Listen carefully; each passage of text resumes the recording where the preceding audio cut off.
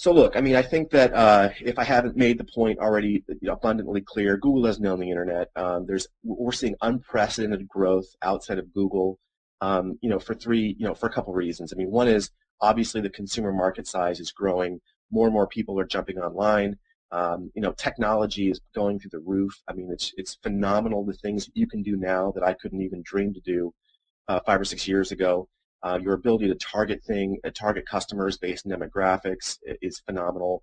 Your ability to reach out through things like mobile and all kinds of interesting other ways just really blows me away. So companies, I mean, look, I don't think this presentation today is going to be about the number of companies that you can buy media on. I think we all know, and I could probably rattle off 100 in my head, but there are probably 1,000 places you can buy media, right? And I think we all know that. And so I don't want this to be about, look, this is a presentation on how you can make 10K a day on Facebook. I can show you probably down the road, but this is more about really understanding what differentiates guys that are high volume, guys that I've met over the last 10 years that are underground guys that are making anywhere between $1,000 to $10,000 to $50,000 a day, and the guys that really struggle, the people that want to do affiliate marketing, that want to do media buying, are nervous because you don't know where to buy. You have to have huge upfront $5,000 minimum ad buys, or it just becomes overwhelming with where you can buy.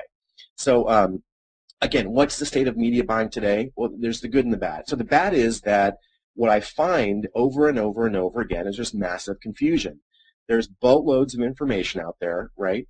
A lot of gurus are out there. I don't know why they call themselves that, but guys that really tell you what it is to buy and make money on these types of places. There's tons of information out there, right? I mean, I think that's part of the problem. There's too much information and people can't focus. Pricing is all over the board, right? I mean, let alone CPC to CPA to CPM. There's just a variety of different pricing options available, and it can be a little bit confusing. Lack of consistent standards. You'll see this really apparent amongst the different ad networks. There's some ad networks today that, for example, love vlog marketing, pick blog, and news article marketing. Others hate it, So I think that it's really confusing because there's very, very little standards, even in terms of like creative sizes. You've got the PPV guys doing different sizes, so it gets confusing. The biggest thing I think, and is the market changes so fast. I think you have to study this stuff religiously, and you actually have to like it, right? I mean, you actually have to dig this stuff, sit in front of your computer and stare at it for 10 hours and love this stuff to keep up with everything that's going on. I mean, I do happen to stare at this stuff quite a bit, and it's difficult for me to even keep up with everything going on in terms of new mediums, Twitter or AdMob, different technologies, different ways to target customers. So a lot of it's going pretty quick. And then technology, I mean, like each network, each place has their own technology, so it doesn't cross over very well. I mean, the good news is some of the stuff does, right? So if you're a seasoned PPC guy and you've learned a lot of the techniques that should work in Google, the great news is that oftentimes it'll work particularly well in Facebook, but doesn't necessarily transfer that way. So that's the bad news. All right, now here is the awesome news, right? The awesome news is I've been involved with making an awful lot of money doing this. I have a boatload of close friends that have made an awful lot of cash, continue to make an awful lot of money doing this. So the great news is that it's a great place to be, and it will remain a great place to be for the foreseeable future. All right, here's my one slide on my love of Google so much. So look, I mean, it's pretty simple, right? I mean, maybe it's because I've never really done it. I've done some PPC or SEO that I hate it so much. We don't like that. We don't understand. But I mean, again, back to my slide earlier, I don't want one source of traffic controlling whether or not I make money or not. I think article marketing is great. I've done a lot of it. I've studied it. I've tried to figure it out.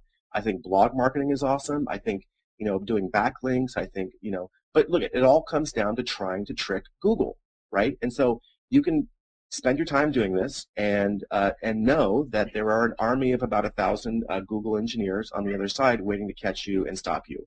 So I just really don't want to spend my time doing this, and I hope that you don't either. All right, now this is where I want to talk about majority of this presentation. Sorry, my dog's going crazy here. But this is probably the most important slide in my entire presentation.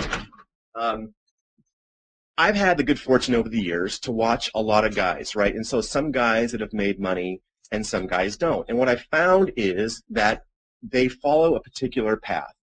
And what I mean is that the guys that make money repeatedly are guys that do things differently than you and I do. Again, I don't want to oversimplify this, but I really feel like I have to, because these guys do things that that are repeatable and they follow a particular profile. Now, the great news is that you don't have to be all of these things, right? I mean, I happen to be a marketing guy. I'm not an engineer, but I can still make money online. But I feel as though the more of these qualities you have, the much more likely you're going to be successful at this game. I mean, there's no silver bullet, right? Anyone that teaches you a silver bullet or tells you that tomorrow you can go make 10 grand on Facebook, I think there's a lot of bridges for sale that you might be equally interested in. The fact is, this stuff takes work, and this is not easy. But I'm here to tell you there's also an army of people that do this day in and day out and do very, very well. So, all right, so they tend to be young, right? And I don't, no offense, I'm an old guy too, I'm 42. But what I mean by being young is they have, let's say they have a flexibility by which they approach this market. They're open to new ideas. They're always testing things. I think, flexibility is one thing that you stop getting when you get old. And some of the worst media buyers I know are guys that had success early buying like media that existed like 10 years ago or 5 years ago that never made the move over to new media.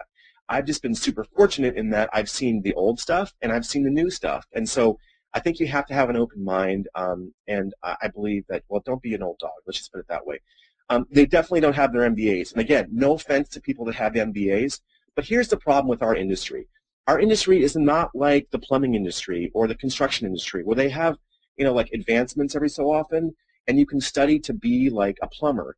It's really difficult to study to be a successful affiliate marketer or a media buyer because, look, this stuff changes so fast. And so, what I learned early on, certainly at NetBlue and places like MetaReward, is you make your own rules. And there are obviously some really important rules like don't hurt people and don't cheat people and the things that you got to do every day.